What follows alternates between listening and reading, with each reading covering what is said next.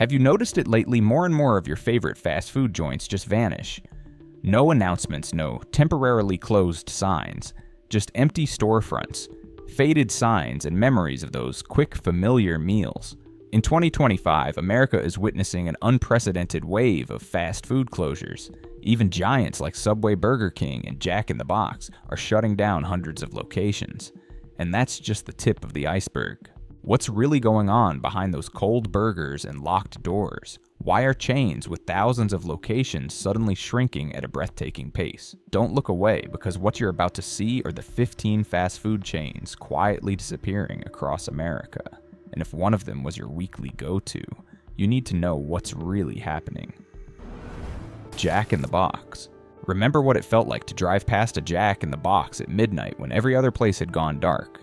The red neon glow, the chaotic but familiar menu, and that ultimate cheeseburger at 2 a.m., a lifeline for millions of Americans after late shifts, wild nights, or just lonely drives. But now Jack is quietly slipping away, fading out without fanfare. Across America, Jack in the Box, locations are shutting down, and the most shocking part, none of us saw it coming. In the first quarter of 2025, Jack in the Box announced plans to close between 150 and 200 underperforming locations as part of a restructuring plan dubbed Jack on Track. Sounds optimistic. The truth is, this is one of the largest cutbacks in the brand's 73-year history. So what went so wrong? First reason? A dated model. While rivals like Raising Cane's In-N-Out and Shake Shack focused on quality and modern experiences, Jack clung to its outdated menu, a service style straight out of the 90s, and a brand image that just couldn't keep up second financial pressure, rising food prices, skyrocketing labor costs, and increasing rent. Jack couldn't keep up. Internal reports revealed that many locations in the Midwest and Western U.S. suffered consecutive losses for 6 quarters with no hope of recovery. The company's solution: shut them down to cut losses. But the cruelest blow: losing community trust. Jack in the Box was once a haven for America's working class. Truck drivers, factory workers, struggling students. But as food quality slipped and service declined, loyal customers began walking away. A 2024 YouGov survey ranked Jack in the Box 19th out of 25 in fast food popularity, a record low. And so one by one, drive-through windows are closing. Neon signs are going dark. In suburb after suburb, places where Jack was a 24/7 icon, all that's left are empty lots with for lease signs.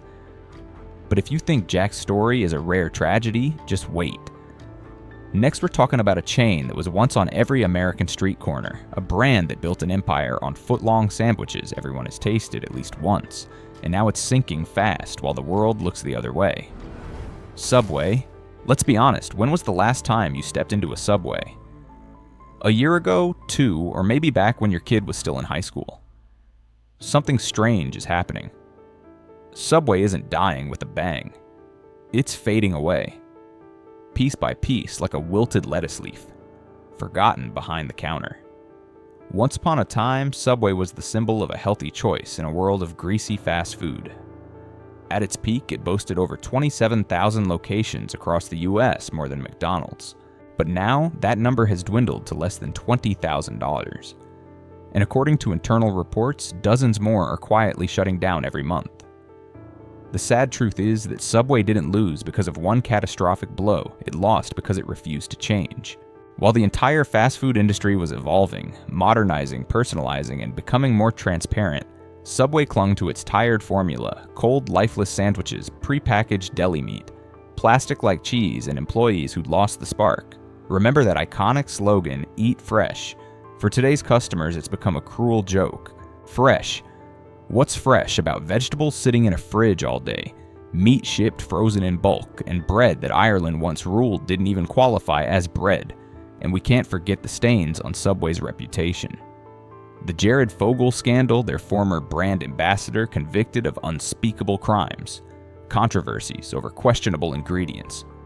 Each scandal chipped away at the public's trust, until Subway lost what mattered most: the loyalty of everyday customers. In 2023, Subway was sold to Roark Capital, promising a complete overhaul, but in reality, customers keep walking away, Stores keep closing and the sandwiches remain the same, long cold and soulless. Maybe the saddest part isn't even the food, it's the feeling America is losing a piece of its urban memory, something that was once simple but comforting. And if you think Subway is the only chain that once ruled the streets with thousands of locations and a world-famous mascot, just wait. Because next we're talking about the king of burgers, slowly losing his crown. Burger King. There used to be a popular saying, "I don't need a throne, just a hot Whopper." But these days, if you're craving a Whopper, you'll need one more thing: luck.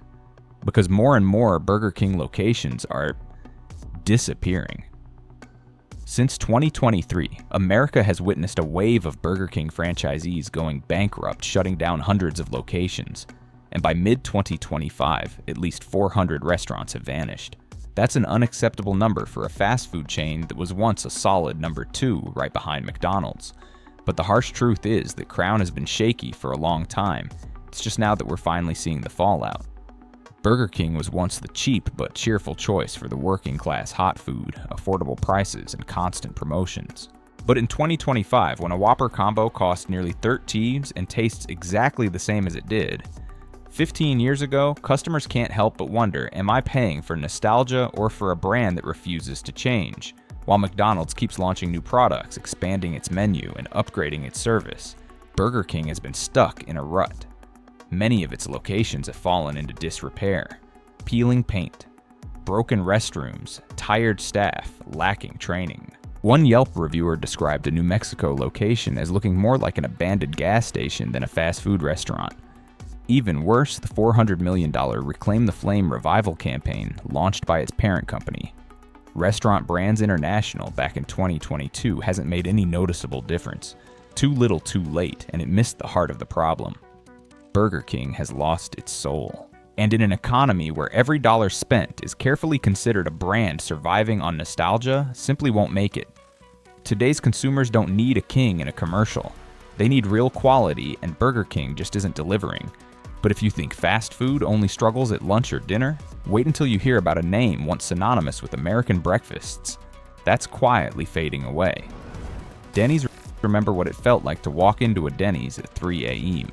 No reason needed, no plans necessary. Just a grand slam breakfast, bottomless coffee, and that strange, comforting feeling that no matter how chaotic life got, there was always one place that stayed open waiting for you. But now, it seems that place is slipping away. Dennys, the name, once synonymous with the American breakfast experience from long-haul truckers to sleep-deprived college students, is entering a somber chapter. In less than 2 years, over 150 locations have shut down across the United States, and the parent company has openly admitted that by the end of 2025, many more will be gone, the reason they're just not profitable anymore. But the real question is, how did this 24/7 icon fall so fast? First, Dennys is a victim of a society changing too quickly. When workers are forced to cut spending, when night shifts are replaced by robots, and when Gen Z prefers delivery apps over sitting down for breakfast, Dennys' sit and stay, eat cheap model doesn't stand a chance.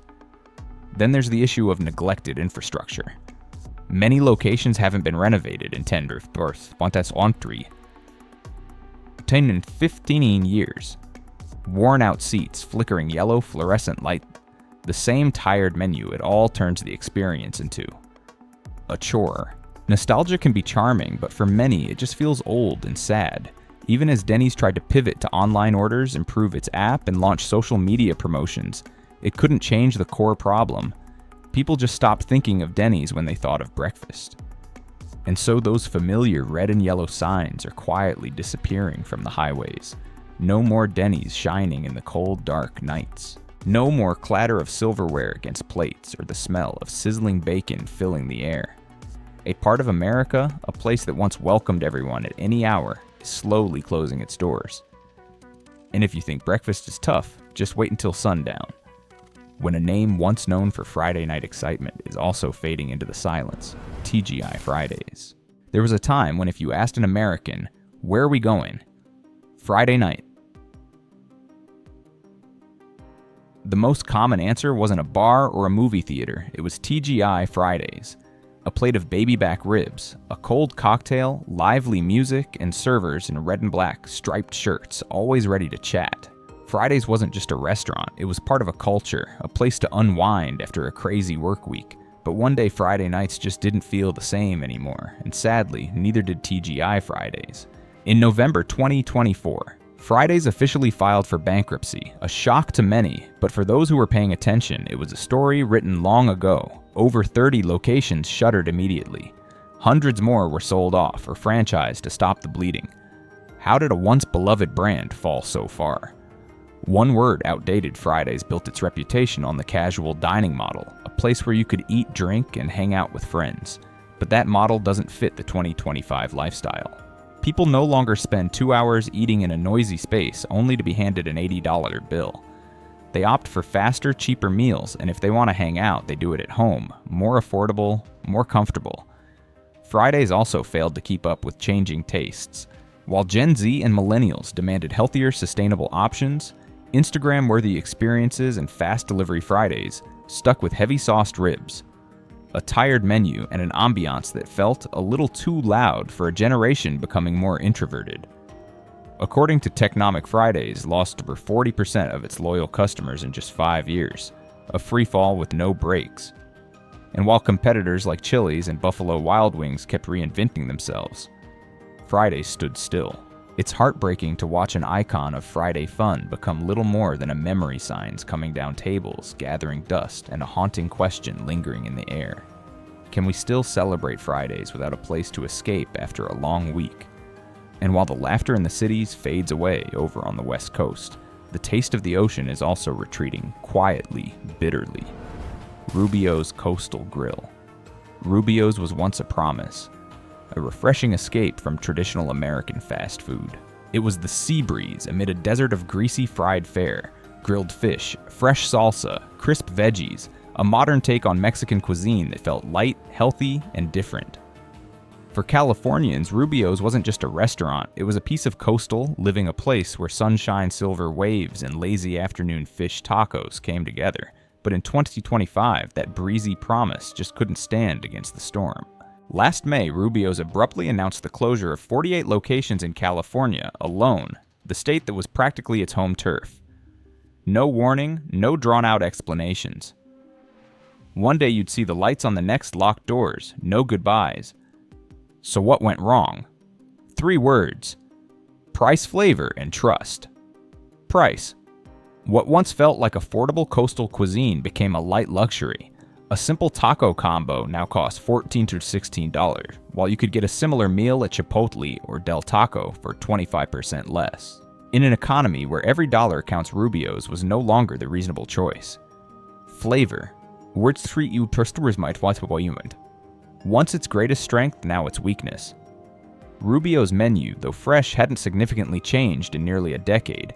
Classics like the original fish taco and California bowl began to feel stale great the first time, boring by the third. Meanwhile, competitors like Takaya Kava and even Asian-inspired fast casual chains were thriving with creative, dynamic menus. Trust, perhaps the fatal blow. In 2023, after filing for bankruptcy for the first time, Rubios tried to stage a comeback, but customers didn't forget. Once trust is broken, it's hard to rebuild, especially in a fiercely competitive market where every inch of storefront matters. The waves that once lifted Rubios to success have now washed it away. Waves of inflation shifting consumer tastes and lost loyalty. All that remains is the faint scent of sea salt lingering in the memories of those who once loved their fish tacos like a taste of youth. And if Rubios was a victim of the modern age, then the next name, a beloved Italian icon of the East Coast, is collapsing under the weight of its own glorious past. Bertuccis. If you lived in the Northeast during the 90s, Bertuccis wasn't just about pizza. It was the smell of charred crust, the crackling sound of a brick oven, and the warmth of family dinners after a long week. It was where you'd take your kids after a parent-teacher conference, the perfect spot for a cozy birthday celebration, or a special family dinner that didn't break the bank but still felt a little bit fancy. But now Bertuccis filed for bankruptcy for the 3rd time in April 2025, 3 times in less than 7 years. That's a number no brand wants associated with its name, especially one that was once considered the pride of Massachusetts. From nearly 100 locations in the early 2000s, only a handful remain, mostly in a state of limbo, waiting for buyers or facing permanent closure. So what went wrong for this once beloved brick oven pizza chain? It wasn't the food. In fact, many customers still say Bertucci's pizza has that authentic traditional Italian flavor. Some even claim it tastes better than Domino's. But the real problem lay in three things: speed, ambiance, and experience. While today's customers crave speed, convenience, and variety, Bertucci's was stuck in the slow lane of classic table service. A meal here could take over an hour, a luxury in an era when most people are eating while scrolling through their phones. The ambiance didn't help either. In a world where new chains invest in sleek interiors, soft lighting, and gentle background music, Bertucci's clung to its 80s. Italian restaurant look, heavy wooden chairs, dark red walls, and dim lighting. Instead of feeling nostalgic, customers often felt like they'd stepped back in time, but not in a good way. And then there's the silent killer oversaturation. In a market where you can have a fresh hot pizza delivered to your door in 20 minutes, who wants to drive to a restaurant, wait another 25 minutes, and pay $18 for a single pizza? The brick oven. Once the soul of Bertucci's has become a relic of a bygone era. And perhaps the saddest part isn't that the chain is going under, it's that most people have already forgotten it was ever there. But if Bertucci's fell because it clung too tightly to old values, the next chain is struggling for a different reason. It never quite figured out what it wanted to be in a chaotic fast food market. Hardees was never the biggest fast food chain, nor was it ever a nationwide sensation. But for those who grew up in the American South, Hardees was almost a part of the family, a place where you had your first biscuit, where your parents took you for breakfast before Sunday church, where your grandpa ordered his strong black coffee every morning from his favorite table by the window. And it's that sense of belonging that makes Hardees' slow disappearance feel so painfully personal. Over the past 18 months, Hardees has quietly shut down dozens of locations across Illinois, Georgia, North Carolina, and even in small towns where it used to be the only place open, 24/7. The reasons sound sensible enough. Skyrocketing operating costs, declining revenues, a restructuring strategy in progress. But for the local communities, those who once considered Hardees a fixture, these are just fancy words for a cold, calculated retreat. Unlike McDonald's or Wendy's, which have a presence almost everywhere, Hardees once thrived by serving a niche market. Rich southern flavors, spacious seating, and a laid-back, genuine sense of hospitality, but that niche has now become a suffocating corner. In a world that's only getting faster, Hardees is stuck between two extremes. It's not traditional enough to draw in the nostalgic crowd, yet it's not modern enough to appeal to younger customers. The menu still revolves around thick biscuits, smoky bacon, and heavy sauces, the kind of comfort food that's falling out of favor as consumers lean toward healthier, more convenient options. Worse yet, CKE Restaurants, the parent company that owns both Carl's Jr. and Hardees, has started shifting its focus to the West Coast, where Carl's Jr. is more successful. This means Hardees, already neglected in major marketing campaigns, is now almost entirely cut off from corporate support, leading to a sharp decline in customer traffic. No advertising, no innovation, no chance. And so one by one, Hardees locations quietly vanish, taking with them the memories of countless generations who grew up in the heart of classic America. And while these old names struggle to survive another chain, one born in the age of celebrity and Hollywood glitz thought fame would be its greatest asset. Instead, it became the very thing that led to its downfall: Wahberers. When you put a name like Wahberers on a sign, you're promising your customers a lot. You're not just offering them a burger, you're selling them a slice of the American dream, delicious, stylish, with a touch of star-studded glamour from the celebrities they've admired. And for a few years, the chain delivered on that promise, backed by the Wahlberg family, especially Mark Wahlberg, a box office magnate. Wahberers expanded rapidly, opening dozens of locations, starring in a reality TV show, and becoming a tourist hotspot in cities like Boston, Las Vegas, and New York. But then the lights began to dim. By 2025, Wahberers had shut down all 79 of its US locations. No fanfare, no tears. Just another celebrity burger chain that burst like an overinflated bubble. So what went wrong? Wahberers' biggest problem was an identity crisis. It didn't know what it truly was. It wasn't McDonald's aiming for the masses. It wasn't Shake Shack capturing the premium fast casual crowd. It was stuck in the middle prices that weren't cheap quality, that wasn't exceptional, and an experience that wasn't memorable. Hollywood fame can't replace flavor, especially when customers are shelling out nearly $20 for a burger and fries. On top of that, Wahberers was burdened with enormous operating costs from prime locations in major cities, to elaborate restaurant designs and complex staffing requirements. In an economy rocked by uncertainty, soaring inflation, and a growing trend of budget-conscious dining, Wahberers' model quickly became outdated. Then came the final blow, the post-pandemic labor crisis. As staffing shortages hit hard, customers dwindled, and even the name Mark Wahlberg lost its power to draw in crowds. The end became inevitable. A brand that was born from celebrity ended up dying under the weight of expectations it couldn't live up to. And while a star-powered burger chain crumbled under the weight of its own hype, another Midwestern brand was quietly shrinking away. Not with a bang, but with a whisper, because most people forgot it ever existed. Bagger Dave's. If you lived in Michigan or Indiana about 10 years ago, the name Bagger Dave's probably carried a sense of familiarity. No glamour, no global brand recognition, just a cozy spot where you could order a handmade burger, sip a local beer, and relax in a warm, community-centered atmosphere. Bagger Dave's was the kind of place you wanted to support. It felt like it belonged to us, not some billion-dollar corporation.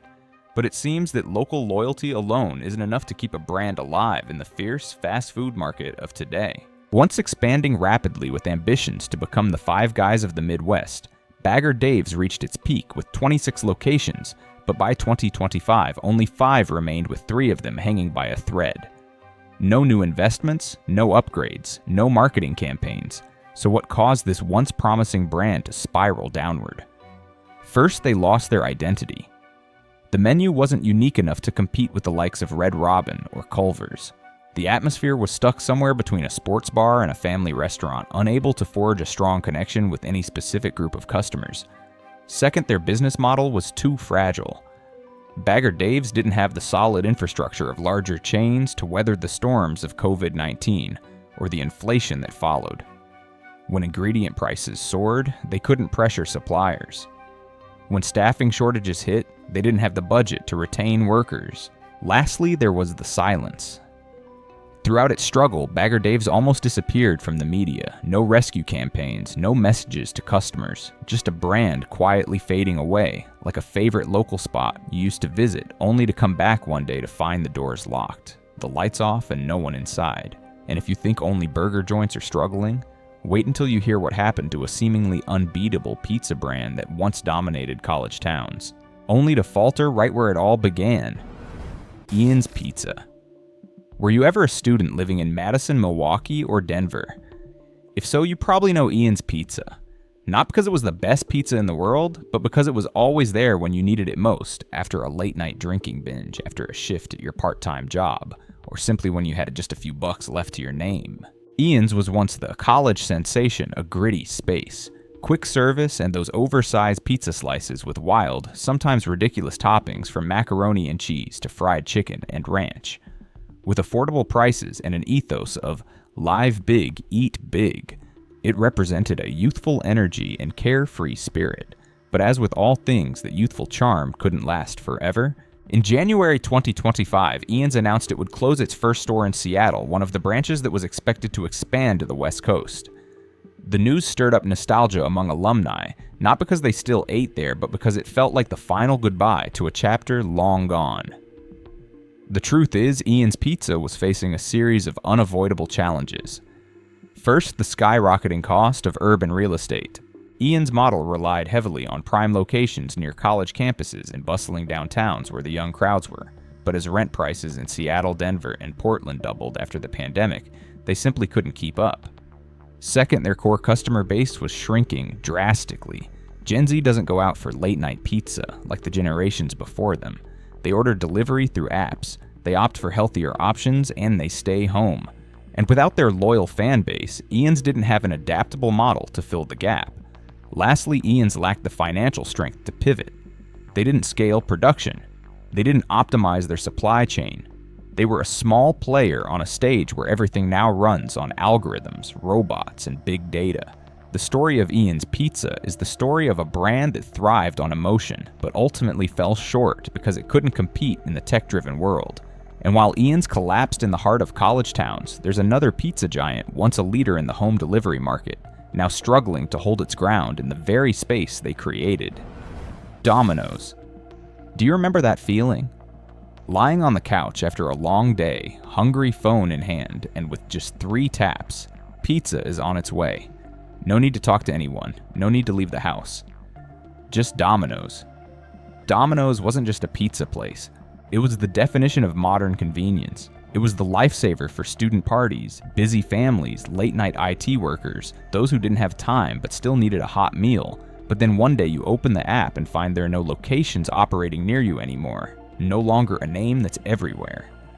By 2025, Domino's had to close hundreds of locations from Japan to Western Europe, from American suburbs to college towns that used to be gold mines. No fanfare, no campaigns explaining why, just silence. So what happened? Domino's simply moved too fast and left behind the real people, the genuine emotions and the authentic flavors.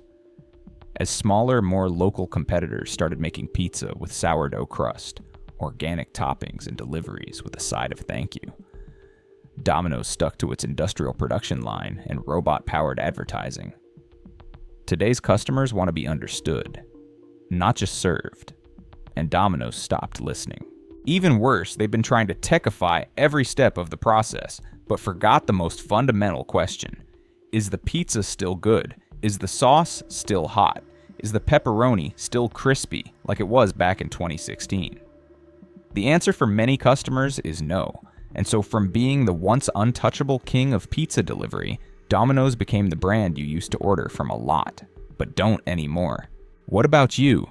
Do you remember the last time you and your family sat down together in a place with soft music, a long menu, and a simple but warm Friday night dinner? Don't rush to answer, because that chain of restaurants is also teetering on the edge. Applebees used to be the kind of neighborhood spot you'd wave at when passing by. Not too fancy, not too cheap, but when you needed it after work for a simple birthday dinner or just craving a Bourbon Street steak with a chilled Long Island iced tea, they were always there. Cozy, laid back, and always ready to serve. Then one day you drive past your usual neighborhood and the familiar building is empty, the signs down, the tables and chairs are stacked up. No one's crying, no one's saying goodbye. That's Applebees in 2025, quietly fading away from the American food scene. In less than 2 years, more than 150 Applebee's locations have shut down.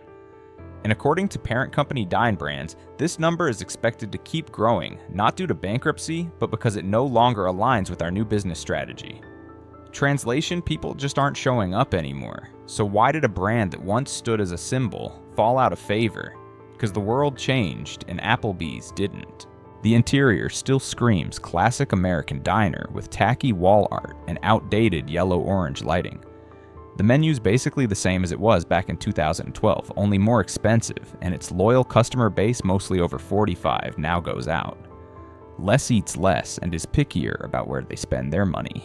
And the new generation, they want food that's Instagram-worthy, can be delivered to their door, has calorie counts, and is made with organic ingredients, and no one's calling Applebee's Instagrammable. They don't hate it, they just don't think about it anymore. Applebee's used to be a pit stop in the hustle and bustle of life, but in an era where even dinner needs to be an experience, simply being comfortable isn't enough to survive. The dream of the neighborhood bar and grill may have come to an end, not with a bang, but with a series of for-lease signs scattered across town centers. Noodles and Company. The first time you walked into Noodles and Company, you might have thought, oh, finally someone's brave enough to do fast casual pasta. The space was clean. The dish names sounded exotic, from penne rosa to Thai green curry, and everything was wrapped up in a fresh promise pasta that's healthy, modern, and never boring. Too bad that dream was shorter than an overcooked angel hair noodle. In 2025, Noodles and Company is struggling to stay afloat. In the last 12 months alone, the chain has closed over 40 locations, mostly in states like Colorado, Ohio, and Wisconsin. Places where they once ambitiously expanded. The parent company puts it gently. We're restructuring for long-term efficiency, but in reality, everyone knows the truth. People just don't want to eat there anymore. Why is that? Because they made the same mistake as so many other fast casual brands. They thought changing a few dish names, tossing in some veggies, and raising prices was enough to be modern. But when you're paying $13 for a bowl of spicy Korean beef noodles, and the noodles are soggy, the meat's cold, and no one at the counter seems excited about it, you start to wonder that so-called culinary diversity turns out to be just a muddled mix. The menu has Thai, Italian, American, and Mediterranean dishes, but none of them are good enough to make you want to come back for seconds. On top of that, their hunger for profit led them straight into the industrialization trap. The food got so simplified that it lost all sense of passion, and in a food world in 2025 where people are willing to pay extra for a meal with a story, Noodles and Company feels like a bland research paper without a thesis. A brand born with the ambition to refresh the noodle game ended up losing itself in a pile of formulas designed to please everyone until in the end no one really remembered it. Buca di Beppo. The atmosphere used to be the brand itself. The food didn't have to be exceptional, just fun, warm and dramatic enough for the perfect check-in photo. But eventually that fun grew old, and in a more reclusive America, where people are more cautious about gathering and scrutinize the bill before placing an order, Buca di Beppo began to lose its edge. In 2024, the chain shut down 18 locations across the country. It's not a huge number, but enough to signal something people no longer gather here to eat like Italians. The issue isn't the menu still offering classics like chicken parmigiana, lasagna, classico, or cheesy baked ravioli, but the very family-style dining model Buca once thrived on. In an age of personalized dining, where each person gets their own portion, their own choice, their own delivery app, the family-sized dishes at Buca feel outdated. A pasta dish for 4. It's hard to share, tough to take home, and nearly impossible to enjoy alone. Buca isn't behind the times because of the food. It's because society no longer craves that sit together, share together, shout loud experience. Not to mention the prices aren't as reasonable as they used to be. A meal for 4 easily hits $120 when you factor in drinks, taxes, and tips. And the experience isn't nearly as vibrant as it once was. On top of that, some locations received complaints about deteriorating quality, lackluster service, and the faux Italian atmosphere fading away, especially for the younger generation who prefer authenticity, simplicity, and refinement. Buca di Beppo was once the place where you ordered like you were setting off fireworks, the louder, the better. But now the long tables are still there. The large plates still arrive, but the laughter, it's as sparse as leftover wine. 5 names, 15 snapshots of American life, from burgers to pizza, from pasta to sandwiches. Have you ever eaten at any of these chains?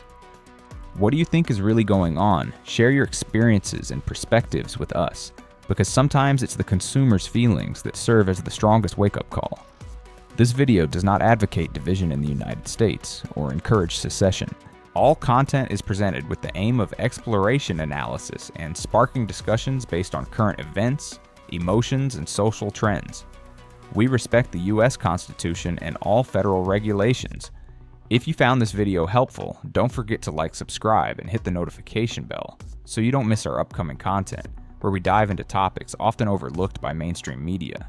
The analyses in this video are based on current data and an independent perspective, and are not intended to predict the future or create confusion. We hope this information helps the community reflect and take timely action.